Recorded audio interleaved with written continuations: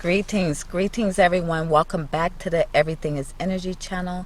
This is our blackout book reading for the KYBALION 3 Initiates, Part 7, Chapter 9, Vibration. Nothing rests, everything moves, everything vibrates. The KYBALION. The great third Hermetic principle, the principle of vibration, embodies the truth that motion is manifest in everything in the universe, that nothing is at rest, that everything moves, vibrates, and circles. This Hermetic principle was recognized by some of the early Greek philosophers who embodied it in their first system. But then, 4 centuries, it was lost sight of by the thinkers outside the Hermetic rings. But in the 19th century, physical science rediscovered the truth. In the 20th century, scientific discoveries have been added additional proof of the correctness and truth of this centuries-old Hermetic doctrine.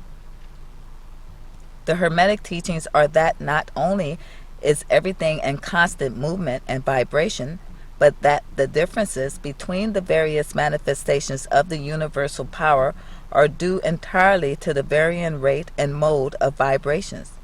Not only this, but that even the all in itself manifests a constant vibration of such an infinite degree of intensity and rapid motion that it may be practically considered as at rest.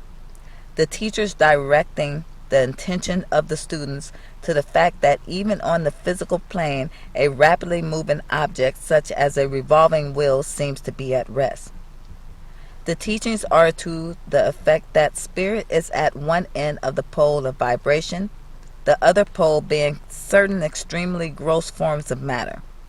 Between these two poles are millions upon millions of different rates and modes of vibration.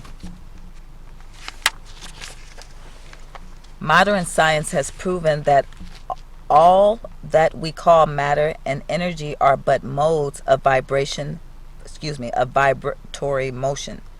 And some of the more advanced scientists are rapidly moving towards the position of the occultists who hold that of the phenomena of mind are likewise modes of vibration or motion.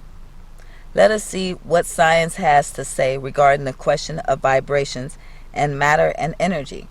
In the first place, science teaches that all matter manifests in some degree, the vibrations arising from temperature or heat, be an object cold or hot, both being but degrees of the same things. It manifests certain heats, vibrations, and in that sense is in motion and vibration. Then all particles of matter are in circular movements from corpuscle to suns. The planets revolve around suns, and many of them turn on their axis. The suns move around greater central points, and these are believed to move around still greater, and so on ad infinitum. The molecules of which the particular kinds of matter are composed are in a state of constant vibration and movement around each other and against each other. The molecules are composed of atoms which likewise are in a state of constant movement and vibration. The atoms are composed of corpuscles, sometimes called electrons, ions, etc., which also are in a state of rapid motion, revolving around each other, and which manifests a very rapid state and mode of vibration. And so we see that all forms of matter manifest vibration in accordance with the Hermetic principle of vibration. And so it is with the various forms of energy. Science teaches that light, heat, magnetism, and electricity are but forms of vibratory motion connected in some way with and probably emanating from the ether. Science does not as yet attempt to explain the nature of the phenomena known as cohesion, which is the principle of molecular attraction, nor chemical affinity, which is the principle of atomic attraction, nor gravitation, the greatest mystery of the three, which is the principle of attraction by which every particle or mass of matter is bound to every other particle or mass. These three forms of energy are not as yet understood by science, yet the writers incline to the opinion that these two are manifestations of some form of vibratory energy, a fact which the Hermetists have held and taught for ages past. The universal ether, which is postulated by science without its nature being understood clearly, is held by the Hermetists to be but a higher manifestation, that which is erroneously called matter, that is to say, matter at a higher degree of vibration, and is called by them the ethereal substance. The Hermetists teach that the ethereal substance is of extreme tenuity and elasticity, and pervades universal space, serving as a medium of transmission of waves of vibratory energy, such as heat, light, electricity, magnetism, etc. The teachings are that the ethereal substance is a connecting link between the forms of vibration energy known as matter on the one hand, the energy or force on the other, and also that it manifests a degree of vibration and rate and mode entirely its own. Scientists have offered the illustration of a rapidly moving wheel, top or cylinder, to show the effects of increasing rates of vibration. The illustration supposes a wheel, top, or a revolving cylinder running at a low rate of speed. We will call this revolving thing the object. And following out the illustration, let us suppose the object moving slowly. It may be seen readily, but no sound of its movement reaches the ear. The speed is gradually increased. In a few moments, its movement becomes a rapid that a deep growl or low note may be heard. Then, as the rate is increased, the note rises one in the musical scale. Then, the motion being still further increased, the next highest note is distinguished. Then one after another, all the notes of the musical scale appear, rising higher and lower as the motion is increased. Finally, when the motion have reached a certain rate, the final note perceptible to human ears is reached, and the shrill, piercing shriek dies away, and silence follows. No sound is heard from the revolving object, the rate of motion being so high that the human ear cannot register the vibration. Then comes the perception of rising degrees of heat. Then, after quite a time, the eye catches a glimpse of the object between a dull, dark reddish color. As the rate increases, the red becomes dark reddish color. The red becomes brighter. Then, as the speed is increased, the red melts into an orange. Then the orange melts into yellow. Then follow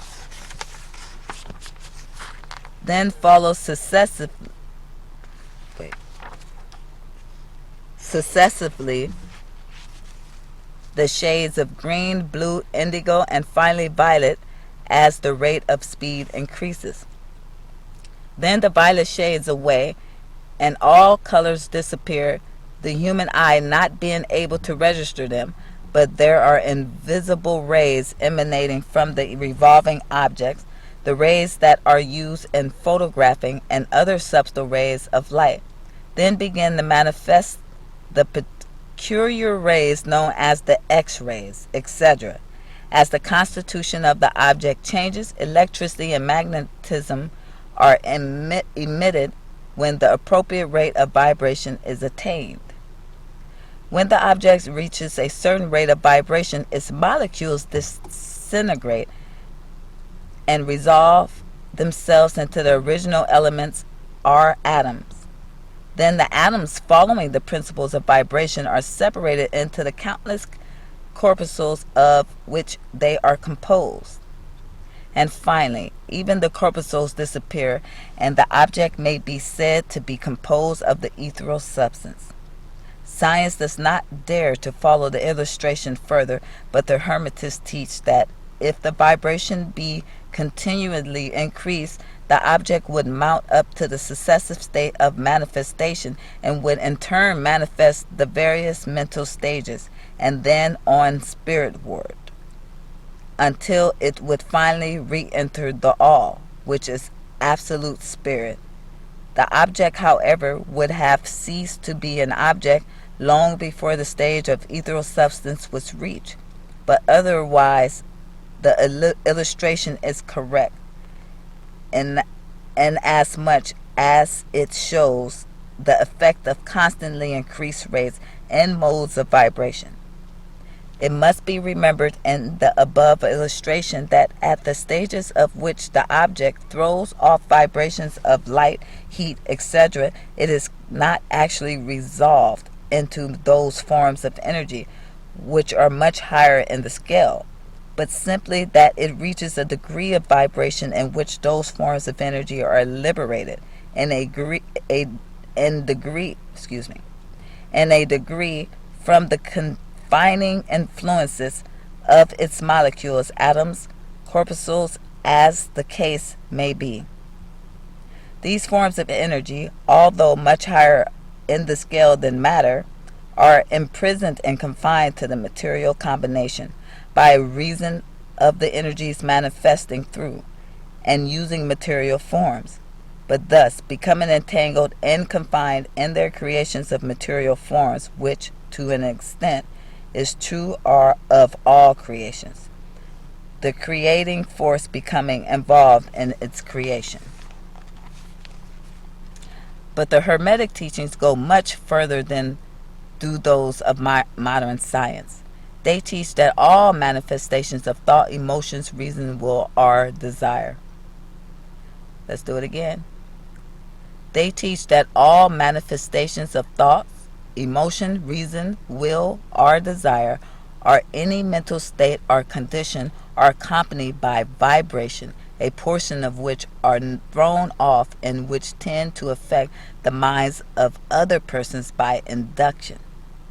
This is the principle which produces the phenomena of telepathy, mental influence, and other forms of the action and power of mind over mind, with which the general public is rapidly becoming acquainted, owing to the wide dissemination of occult knowledge by the various schools, cults, and teachers along these lines at this time. Every thought, emotion, or mental state has its corresponding rate and mode of vibration, and by an effort of the will of person or of other persons, these mental states may be reproduced just as a musical tone may be reproduced by causing an instrument to vibrate at a certain rate, just as color may be reproduced in the same way. By a knowledge of the principle of vibration as applied to mental phenomena, one may polarize his mind at any degree he wishes, thus gaining a perfect control over his mental states, mood, etc. In the same way, we may affect the minds of others, producing the desired mental states in them. In short, he may be able to produce on the mental plane which science produces on the physical plane, namely, vibrations at will. This power, of course, may be acquired only by the proper instruction, exercises, practices, etc. The science being that of mental transmutation, one of the branches of the Hermetic art. A little reflection on what we have said will show the student that the principle of vibration underlies the wonderful phenomena of the power manifested by the matters and adepts, who are able to apparently set aside the laws of nature, but who in reality are simply using one law against another, one principle against others, and who accomplish their results by changing the vibration of material objects or forms of energy, and thus perform what are commonly called miracles. As one of the old Hermetic writers has truly said, he who understands the principle of vibration has grasped and sceptre of power.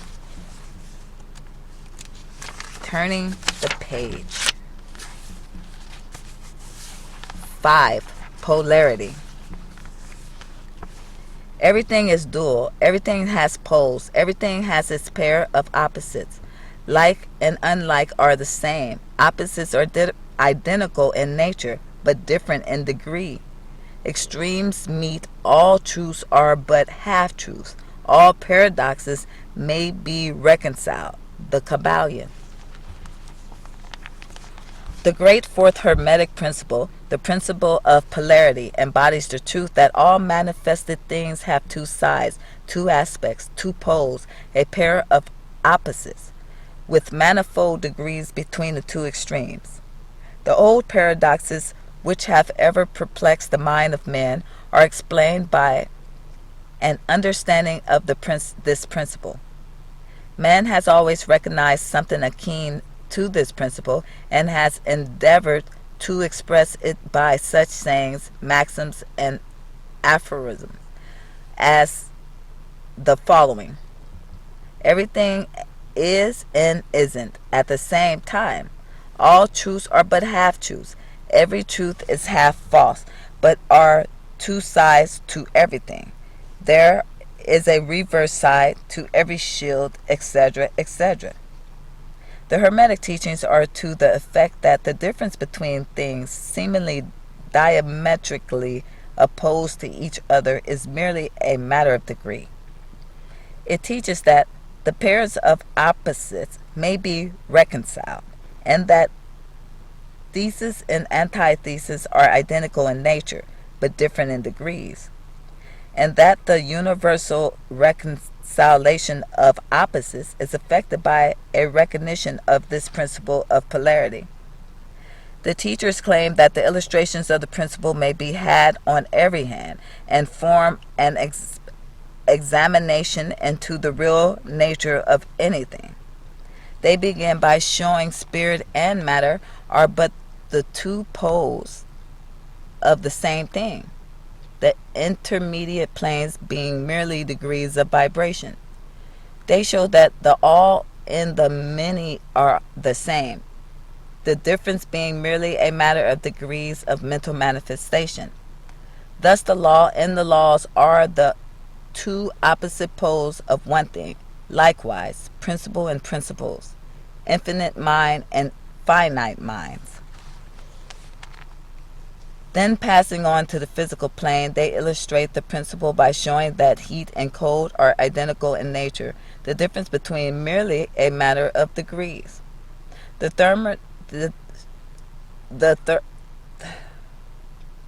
thermometer shows many degrees of temperature, the lowest pole being called cold and the highest heat. Between these two poles and many degrees of heat or cold, call them either, and you are equally correct. The higher of 2 degrees is always warmer, while the lower is always colder. There is no absolute standard. All is a matter of degree. There is no place on the thermometer where heat ceases and cold begins. It is all a matter of higher or lower vibrations. The very term high and low, which we are compelled to use, are but poles of the same thing. The terms are relative. So with east and west, travel around the world in an eastward direction, and you reach a point which is called west at your straight point, and you return from the westward point. Travel far enough north, and you will find yourself traveling south, or vice versa. Light and darkness are poles of the same thing with many degrees between them.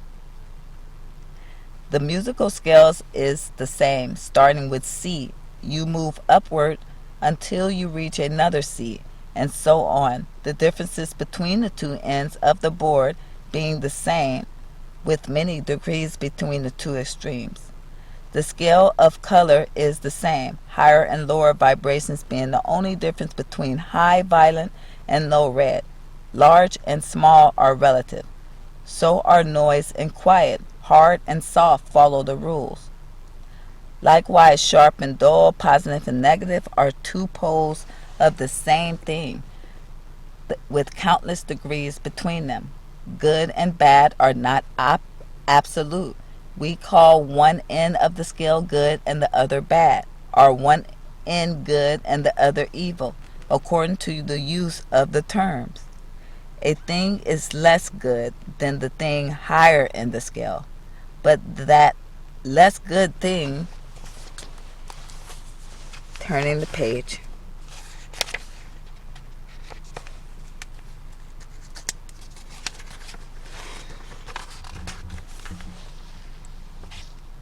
less a thing is less good than the thing higher in the scale, but that less good thing in return is more good than the thing next below it, and so on, the more or less being regulated by the position of the scale. And so it is on the mental plane. Love and hate are generally regarded as being things diametrically opposed to each other, entirely different, unreconcilable. When we apply the principle of polarity, we find that there is no such thing as absolute love and absolute hate. As distinguished from each other, the two are merely terms applied to the two poles of the same thing. Beginning at any point of the scale, we find more love or more hate, less hate. As we ascend the scale, and more hate or less love as we descend. This being true no matter from what point, high or low, we may start. There are degrees of love and hate, and there is a middle point where like and dislike become so faint that it is difficult to distinguish between them. Courage and fear come under the same rule. The pairs of opposites exist everywhere. Where you find one thing, you find its opposite, the two poles. And it is this fact that enables the hermetist to transmute one mental state into another along the lines of polarization. Things belonging to different classes cannot be transmuted into each other, but things of the same class may be changed, that is, may have their polarity changed. Thus, love never becomes east or west, or red or violet, but it may and often does turn into hate, and likewise, hate may be transformed into love by changing its polarity. Courage may be transferred into fear, and the reverse. Hard things may be rendered soft, dull things become sharp, hot things become cold, and so on. The transmutation always being between things of the same kind of different degrees. Take the case of the fearful man. By raising his mental vibration along the line of fear, courage, he can be filled with the highest degree of courage and fearlessness. And likewise, the slothful man may change himself into an active, energetic individual simply by polarizing along the lines of the desired quality. The student who is familiar with the process by which the various schools of mental science, etc., produce changes in the mental states of those following their teachings, may not readily understand the principle of underlying many of these changes. When, however, the principle of polarity is once grasped, and it is seen that the mental changes are occasioned by a change of polarity, a sliding along the same scale, the matter is more readily understood. The change is not in the nature of the transmutation of one thing into another thing entirely different, but is merely a change of degree in the same thing, a vastly important difference. For instance, borrowing an analogy from the physical plane, it is impossible to change heat into sharpness, loudness into highness, etc. But heat may readily be transmuted into cold simply by lowering the vibration. In the same way, hate and love are mutually transmutable. So are fear and courage. But fear cannot be transmuted into love, nor can courage be transmuted into hate. The mental states belong to innumerable classes, each class of which has its opposite poles along which transmutation is possible. The student will readily recognize that in the mental state, as well as in the phenomena of the physical plane, the two poles may be classified as positive and negative, respectively. Thus, love is positive to hate, courage to fear, activity to non-activity, etc., etc. And it will also be noticed that even to those unfamiliar with the principle of vibration, the positive pole seems to be of a higher degree than the negative and readily dominates it. The tendency of nature is in the direction of the dominant activity of the positive pole. In addition to the changing of the poles of one's own mental state by the operation of the art of polarization, the phenomena of mental influence in its manifold phases shows us that the principle may be extended so as to embrace the phenomena of the influence of one mind over that of another, of which so much has been written and taught of late years. When it is understood that mental induction is possible, that is, that mental state may be produced by induction from others, then we can readily see how a certain rate of vibration or polarization of a certain mental state may be a communication to another person, and his polarity and that class of mental states thus change. It is along the principle that the results of many of the mental treatments are obtained. For instance, a person is blue, melancholy, and full of fear.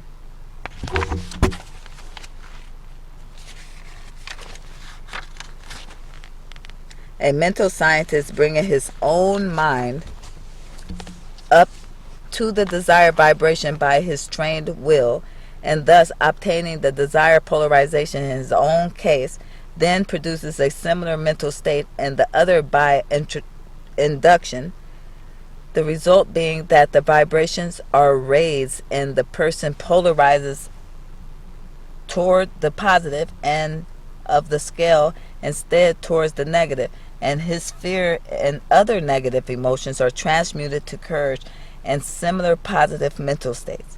A little study will show you that these mental changes are nearly all along the line of polarization, the change being one of degree rather than of kind.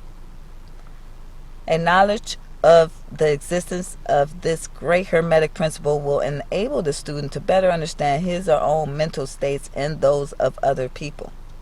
He will see that these states are all matters of degrees, and seeing thus, he will be able to raise or lower the vibration at will, to change his mental poles, and vent and slave. And by his knowledge, he will be able to aid his fellow intelligently, and by the appropriate methods change the polarity when the same is desirable. We advise all students to familiarize themselves with the principle of polarity for a correct understanding of the same will through light on many different subjects. Stay tuned for Part 8.